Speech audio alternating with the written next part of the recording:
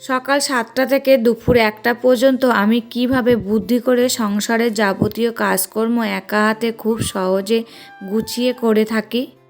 হরে কৃষ্ণ বন্ধুরা, শুভ সকাল। আমি নদিয়া জেলার পাপিয়া। আমার এই ব্লগ চ্যানেলে সকল বন্ধুদের জানাই অনেক অনেক স্বাগত, অনেক অনেক ভালোবাসা। তোমরা সবাই কেমন আছো? আশা করছি তোমরা যে যেখানে আছো সবাই খুব ভালো আছো আর সুস্থ আছো। আমরাও না বেশ ভালো আছি। আজকে হচ্ছে রবিবার, এখন সকাল 7টা বাজে। এখন থেকে তোমাদেরকে সাথে নিয়ে ভিডিওটা শুরু করছি। আশা করছি ভিডিওটা ভালো লাগবে। আজকের ভিডিওটা এই যে উঠোন ঝাড় দেওয়া দিয়ে শুরু করলাম। কি বলো তো, কালকে তো একাদশী করেছি, আর আজকে যেহেতু পারণ আছে 10টার ভিতর পারণটা কমপ্লিট করতে হবে, তার জন্য ভাবলাম যে ঘরের কাজবাজগুলো পরে করে নেব, আগে বাইরের কাজটা করে নিই, দিয়ে একেবারে স্নান করে নিই। তা দেখো উঠোনটা ঝাড় দিয়ে একেবারে স্নান করে নিয়েছি। তারপরে এই যে ঘরে চলে এসেছি, এখন একটু রেডি হয়ে নিচ্ছি। তবে যাই হোক বন্ধুরা, ভিডিওটা স্কিপ না করে সম্পূর্ণ ভিডিওটা দেখার অনুরোধ থাকলো। আর কি বলতো, আমি তো পুজো দেব না, তা বোন এসেছে, বোনকে বললাম ঠাকুরের ভোগটা দিয়ে দিতে। তা চিড়ে কলা লাড্ডু এনে দিয়েছে দুষ্টু, তা ঠাকুরের ভোগটা বোনই দিয়ে দিচ্ছে। তারপরে ওই প্রসাদটা একটু মুখে দিয়ে পারণটা ভঙ্গ করব, তারপরে কিন্তু রান্নায় যাব। আর আজকে যেহেতু সকাল সকাল উঠে পড়েছি, আর কি বলতো ঘরের কাজগুলো তোমাদের সাথে তো শেয়ার করিনি, একেবারে উঠোন ঝাড় দেওয়া দিয়ে ভিডিওটা শুরু করেছিলাম। তা উঠোনটা ঝাড় দিয়ে তো একেবারে স্নান করে নিয়েছি, আর এই যে এখন রেডি হয়ে গেলাম, দিয়ে এবার ঘরের কাজগুলো শুরু করব। আর ঘরের এই কাজগুলো করতে করতে কিন্তু বোন এসেছিল, এসে ঠাকুরকে পুজো দিয়ে দিয়েছে। তা দেখো এই কাজগুলো করতে করতে আমি প্রসাদটা মুখে দিয়ে নিয়েছি, তাহলে কিন্তু আমার পারণটা কমপ্লিট হয়ে গেছে। আর দুষ্টু বাবা তো গেছে কাজে, তা যেখানে কাজে গেছে ওই মালিকের বাড়িতেই কিন্তু ওরা সবাই করেছিল একাদশী, তা ওকেও প্রসাদ দিয়েছে, ওখান থেকে কিন্তু ও প্রসাদ খেয়ে নিয়েছে। তবে দেখো গল্প করতে করতে বাবার ঘরটাও কিন্তু গোছানো হয়ে গেছে, আর এই যে এখন আমাদের ঘরটাও গুছিয়ে নিলাম। তা বিছানাটা তো গোছানো হয়ে গেছে, এখন এই যে জানলা দুটো ঝেড়ে দেবো। দুটো তো জানলা না, একটাই জানলা। তা দেখো জানলাটা খুলে দিয়ে জানলাটা ভালো করে ঝাড় দিয়ে নিলাম।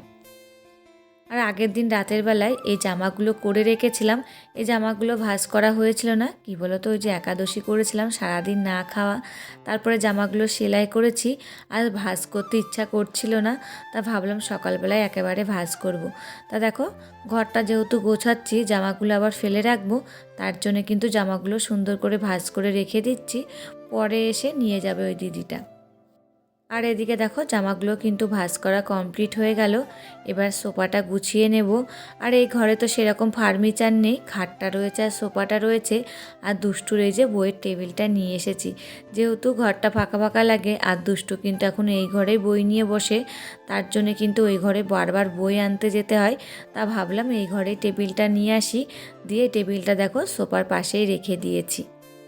তাই এই 3টে ফার্নিচার রয়েছে, এই 3টে ফার্নিচারই কিন্তু সবসময় গুছিয়ে সুন্দর করে রেখে দিই। আর ঘরের সৌন্দর্য কিন্তু এই খাটটা যদি সুন্দর করে গুছিয়ে রাখি না, ঘরটা কিন্তু দেখতে বেশ ভালো লাগে। আর খাটটা যদি গোছানো না থাকে আমার কাছেও কিন্তু দেখতে ভালো লাগে না, তার জন্য আমি সবসময় চেষ্টা করি খাটটা সুন্দর করে গুছিয়ে রাখতে। আর সোফাটা তো গোছানো হয়ে গেছে, তারপরে এই যে বইয়ের টেবিলটা গুছিয়ে নিচ্ছি। যখনই বই নিয়ে এখান থেকে পড়তে বসে তখনই কিন্তু বইয়ের টেবিলটা একদম অগোছালো করে রেখে দেয়। সবসময় আমি হচ্ছে বইয়ের টেবিলটা কিন্তু গুছিয়ে রাখি। আর এখন যেহেতু দুষ্টু আঁকতে গেছে, বাড়িতে নেই, তা রাতের বেলায় পড়াশোনা করেছিল, তখন বই নিয়েছিল, তা অগোছালো হয়েছিল, তা গুছিয়ে নিলাম। তা দেখো ঘরগুলো সব কিন্তু আমার গোছানো হয়ে গেছে। আর যেহেতু বাসি ঘরটা ঝাড় দিয়েছিলাম, তার জন্য কিন্তু আর ঘরটা ঝাড় দিলাম না, এখন একেবারে দুপুরবেলায় ঝাড় দেব। তারপরে ওই যে চা আর মুড়ি খেয়ে নিয়েছি, যেহেতু কালকে চা খাইনি না, চায়ের নেশাটা খুব পরিমাণে লেগে গেছিলো, তা ভাবলাম একেবারে বাসি বিছানাগুলো তুলেই চা খাবো। তা ঘরটা ভালো করে গুছিয়ে নিয়ে তারপরে কিন্তু চা আর মুড়ি খেয়ে নিয়েছি। আর তার আগে কিন্তু চালগুলো ভিজিয়ে রেখেছিলাম, তা এখন ভাত বসিয়ে দিয়ে এসেছি, আর ডালটাও বসিয়ে দিয়ে এসেছি। এসে এই যে এখন সবজিগুলো বানিয়ে নিচ্ছি। চন্দনা ব্লগ থেকে দিদিভাই বলেছে খুব ভালো হয়েছে, দুজনেই একাদশী করেছো, খুব ভালো লাগলো ভিডিওটা বোন। তোমাকে অসংখ্য অসংখ্য ভালোবাসা দিদিভাই। আর কি বলো তো, দুজন মিলে করব, ও কিন্তু করতে চাইছিল না। আমার এক যা বলল একাদশী দুজন মিলে করতে হয়, ভীম একাদশীটা, তার জন্যে কিন্তু ও করেছে। তবে যাই হোক বন্ধুরা, দেখো সবজিগুলো সব বানানো হয়ে গেল, আর এদিকে দেখো রান্নাও বসিয়ে দিয়েছি। মনিকা ঘোষাল দিদিভাই বলেছে, তোমার বেডশিটটার মতো আমারও একটা বেডশিট আছে, জানো তো, খুব ভালো লাগলো। তোমাকেও অসংখ্য অসংখ্য ধন্যবাদ দিদিভাই। বেগুন ভাজাটা তো হয়ে গেল, আর আলু ভাজাটা বসিয়ে দিয়েছি। তা দেখো দুষ্টু বাড়ি চলে এসেছে ছবি এঁকে। তা এই দুদিন তো নিরামিষ খাচ্ছে, আজকে আর নিরামিষ খেতে চাইছে না। তা দেখো একটা ডিম নিয়ে এসে ওকে ভেজে দিচ্ছি, নইলেও ভাত খেতে চাইছিল না। আর বাচ্চা মানুষ না, পরপর 2 দিন খেয়েছে।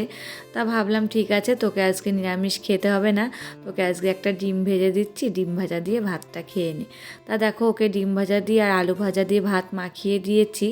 আর এদিকে তো ডালটা সোমবারে দিয়ে গেছিলাম। তা দেখো ডালটাও কিন্তু আমার ফুটে উঠেছে। গৌতম দাস আইডি থেকে দিদিভাই বলেছে, খুব ভালো লাগলো ভিডিওটা। তোমাকেও অসংখ্য অসংখ্য ধন্যবাদ দিদিভাই, এইভাবে তুমি আমার পাশে থেকো, সাথে থেকো। দীপেনটেক্স ব্লগ থেকে বলেছে, খুব সুন্দর হয়েছে ভিডিওটা। দিদিভাই তোমাকেও অসংখ্য অসংখ্য ভালোবাসা, এইভাবে তুমি আমার পাশে থেকো, সাথে থেকো। দুষ্টু তো ওইদিকে খাওয়া দাওয়া করছে, তা ভাবলাম আমিও একেবারে খেয়ে নেব, যেহেতু কালকে খাইনি। তারপরে ভাবলাম যে দুষ্টুর বাবা বাড়ি আসুক, একবারে খাবো, যেহেতু ও তো খায়নি না।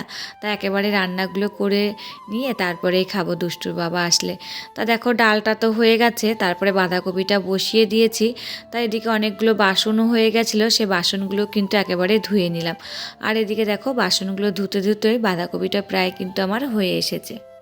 আর আমি কিন্তু এইভাবে একটু বুদ্ধি করে কাজগুলো করে নিই। যদি বাসনগুলো মাজতে যেতাম, রান্নাটা পরে বসাতাম, তাহলে কিন্তু আমার অনেকটাই দেরি হয়ে যেত। তা ভাবলাম রান্না করতে করতে কিন্তু বাসনগুলো আমার মাজা হয়ে যাবে।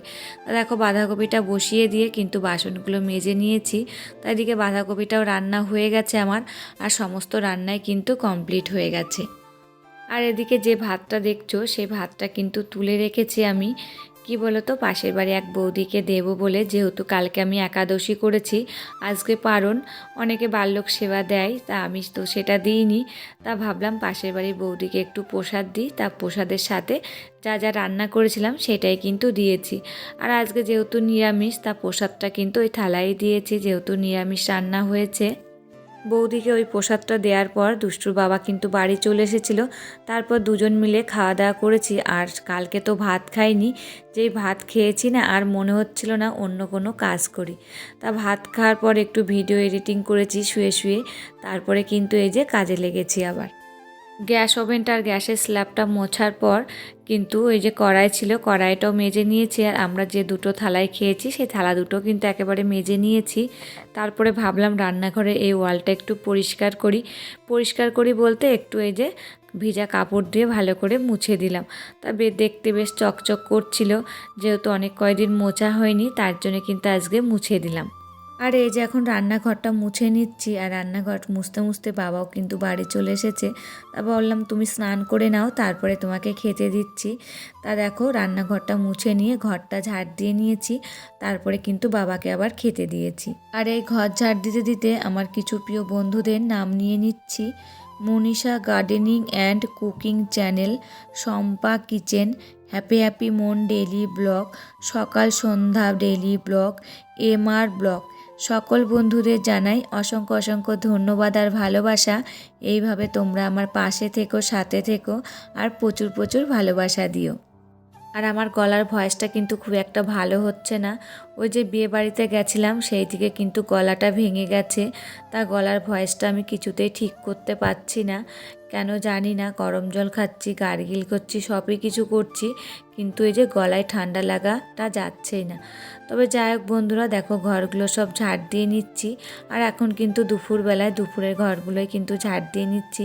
আর যেহেতু দুষ্টু বাড়ি রয়েছে, আর ওই যে বললাম ওদের স্কুলে মাধ্যমিক পরীক্ষায় সিট পড়েছে, তা এখন তো কয়দিন বাড়িতেই থাকবে। আর বাড়ি ঘরে কিন্তু খুব পরিমাণে অত্যাচার করবে, আর সেটা কিন্তু আমাকেই সবসময় দেখে রাখতে হবে। তবে যাই হোক বন্ধুরা, দেখো গল্প করতে করতে ঘরগুলো সব ঝাড় দেওয়া হয়ে গেল। তারপরে কিন্তু বাবাকে খেতে দিয়েছি।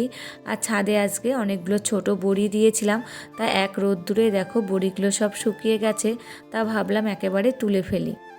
আর ভিডিওটি শেষ পর্যায়ে এসে আমার প্রিয় বন্ধুদের কাছে ছোট্ট একটা রিকোয়েস্ট করে যাই, ভিডিওটি ভালো লাগলে প্লিজ একটা লাইক করো। তোমাদের একটা লাইকে পরবর্তী ভিডিও বানাতে আমাকে মোটিভেট করে।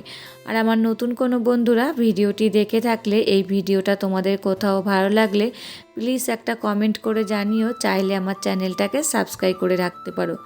আর যারা চ্যানেলটাকে সাবস্ক্রাইব করে রেখেছো তাদেরকে অসংখ্য অসংখ্য ধন্যবাদ আর ভালোবাসা। আর এই যে ছোট ছোট বড়ি দিয়েছিলাম ডালের সঙ্গে ভাজা খাওয়ার জন্যে। আর দেখো বড়িগুলো বেশ শুকিয়ে গেছে, তার জন্য ভাবলাম একেবারে তুলে নিই। তা হনুমান আসবে কখন, তখন কিন্তু সমস্ত বড়িগুলোই খেয়ে নেবে।